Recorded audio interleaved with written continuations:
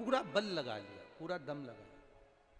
तब आखिरी में जब हताश हो जाओ या एक कोई पैसा लेकर चले गया उसका भी, और अगर मान लो बहुत सिर पर पैसे का लोड है, कर्जा है उसके लिए,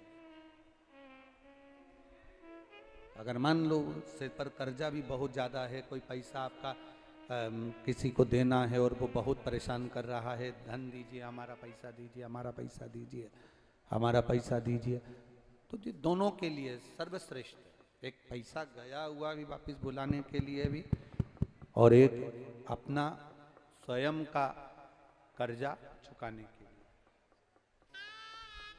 दोनों के लिए। महाराज पंच बेलपत्र, पंच श्वेत पुष्प, मतलब 5 बेलपत्र और 5 सफेद पुष्प, श्वेत पुष्प,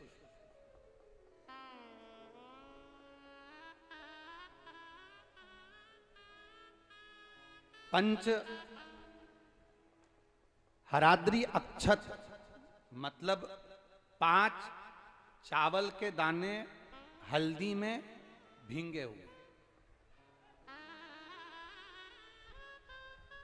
पंच बेलपत्र, पंच पुष्प और 5 हल्दी में भींगे हुए अक्षत के दाने। महाराज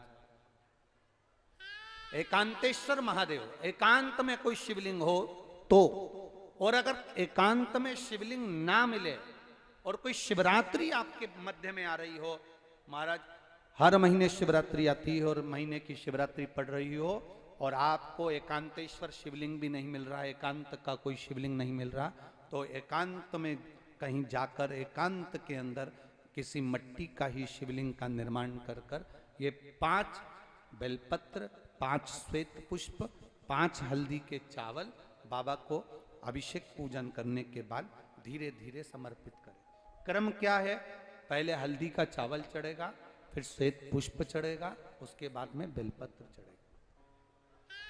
पांचों एक साथ नहीं चढ़ेगा, हल्दी का चावल भी चढ़ेगा तो एक एक कर कर चढ़ेगा, और श्वेत पुष्प भी चढ़ेगा तो एक एक कर कर चढ़ेगा, और बेलपत्र भी चढ़ेगी तो एक एक कर कर चढ़ेगा। और जिससे हमें धन लेना है, जो लेकर चला गया, नहीं लाकर दे रहा, जो नहीं लाकर दे रहा, जिससे हमें धन लेना है, पैसा लेना, वो नहीं दे रहा, उसका स्मरण कर कर कितना है क्या है वो आप भावा से प्रार्थना कर दो। जब हल्दी का चावल चढ़ाएं तब आप श्वेत पुष्प समर्पित करें तब, और बेलपत्र समर्पित करें तब, या हमारे माथे पर कर्जा है वो चूके, उसके लिए भी आप बाबा से प्रार्थना करें। एक अक्षत, एक पुष्प, एक बेलपत्र अपने झोली में बांध कर लाएं। बाकी का अगर आप एकांतेश्वर महादेव पर कर रहे हैं तो वैसा की वैसे ही रहने दें, और अगर शिवलिंग बनाकर पूजन कर रहे हैं पार्थिव, तो उस शिवलिंग का थोड़ी देर बाद विसर्जन भी कर दें। अगर पार्थिव शिवलिंग बनाकर कर रहे हैं एकांत में, एकांतेश्वर महादेव का शिवलिंग का निर्माण कर कर कर रहे हैं, तो फिर उसका विसर्जन करें। और अगर कहीं एकांत में शिवलिंग पहले से है तो आपको विसर्जन करने की जरूरत नहीं, आप चढ़ाकर बड़े प्रेम से प्रार्थना कर कर वापस।